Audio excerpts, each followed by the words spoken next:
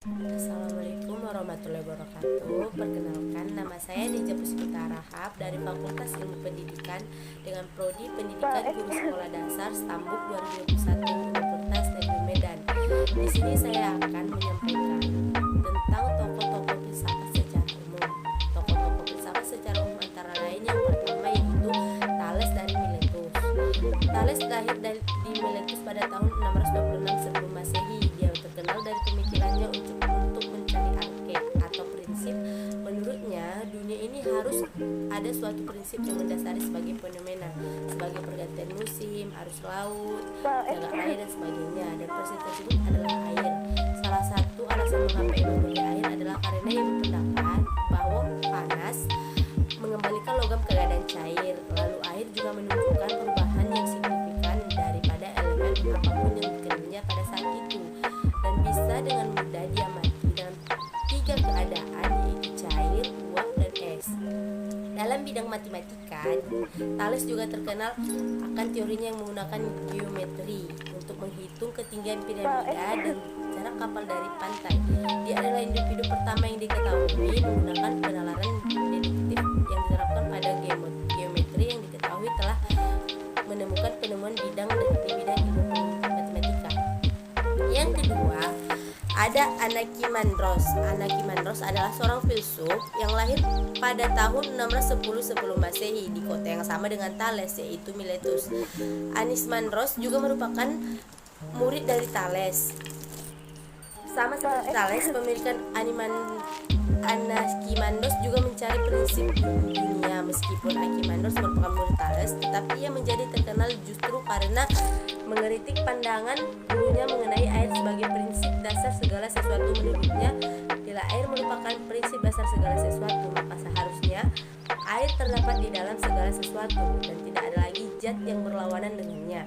Namun kenyataannya air dan api saling berlawanan, sehingga air bukanlah zat yang ada di dalam segala sesuatu. Karena itu Anaximandros berpendapat bahwa tidak mungkin mencari prinsip dasar tersebut dari zat yang empiris. Prinsip dasar itu haruslah pada sesuatu yang lebih mendalam dan tidak dapat diamati oleh panca indera. Anaximandros mengatakan bahwa prinsip dasar segala sesuatu adalah tu a priori atau abstrak atau tidak bisa didefinisikan. Yang ketiga, ada Anaximenes. Anaximenes adalah seorang filsuf yang berasal dari kota Miletus, sama seperti Thales dan Anaximandros. Sebagaimana kedua filsuf Miletus yang lain, ia berbicara tentang filsafat alam, yakni menjadi prinsip dasar arche segala sesuatu, berlainan dengan Anaximandros.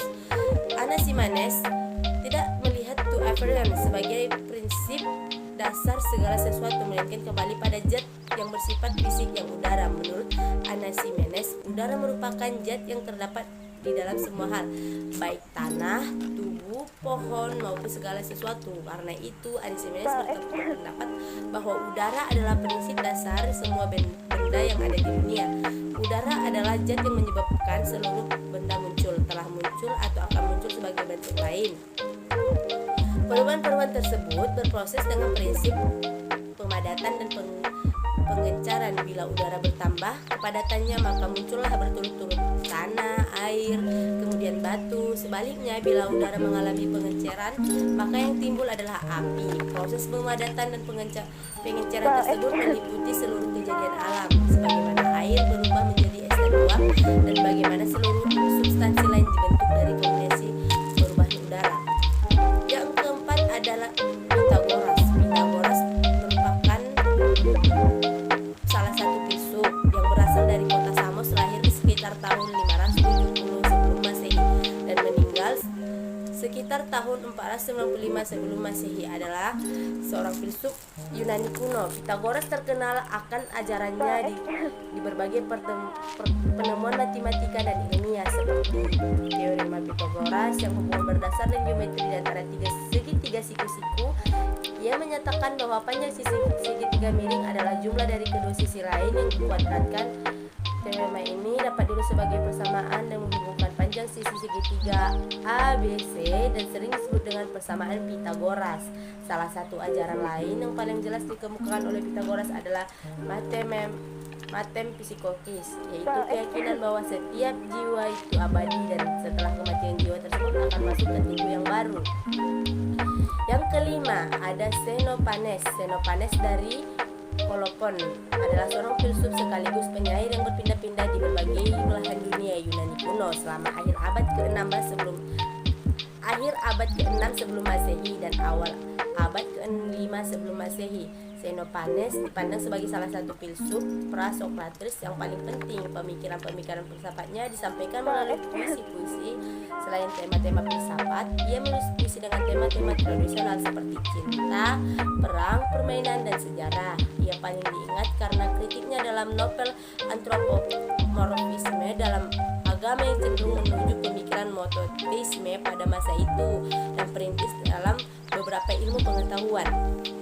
Yang keenam ada Heraklitus. Heraklitus of Ephesus lahir di 535 sampai 504 sebelum Masehi, adalah seorang filsuf Yunani pra-Sokrates dan berasal dari kota Efesus.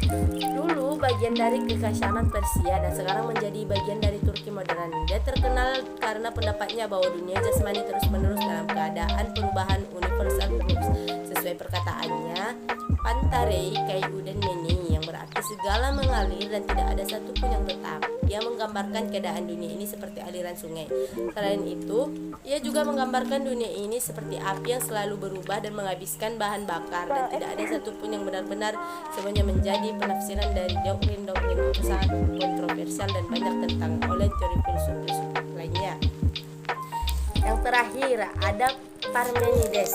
Parmenides dari Alea yang aktif sekitar awal abad 5 sebelum Masehi. Dia adalah pendiri sekolah filsafat Eleatik. Ia menulis pemikiran filsafatnya dalam bentuk puisi dan masih bisa kita lihat sampai zaman sekarang. Karya tunggal yang diketahui oleh Parmenides adalah sebuah puisi berjudul On Troia yang berisi argumen dalam sejarah filsafat barat. Di dalamnya Parmenides menetapkan ia adalah filsuf pertama yang memperkenalkan cabang filsafat metafisika karena ia mempelajari yang ada atau belum. Menurut Parmenides, di dunia ada dua pandangan tentang realitas. Ia menjelaskan bagaimana semua realitas adalah satu dan tidak mungkin ada yang namanya perubahan dan eksistensi yang tidak terikat oleh waktu. Dengan adanya mereka, filsafat menjadi ilmu pengetahuan yang paling penting karena mempelopori lahirnya ilmu pengetahuan lainnya. Mungkin sampai di situ yang dapat saya jelaskan tentang tokoh-tokoh filsafat secara umum. Jika ada kesalahan, saya mohon maaf. Terima kasih.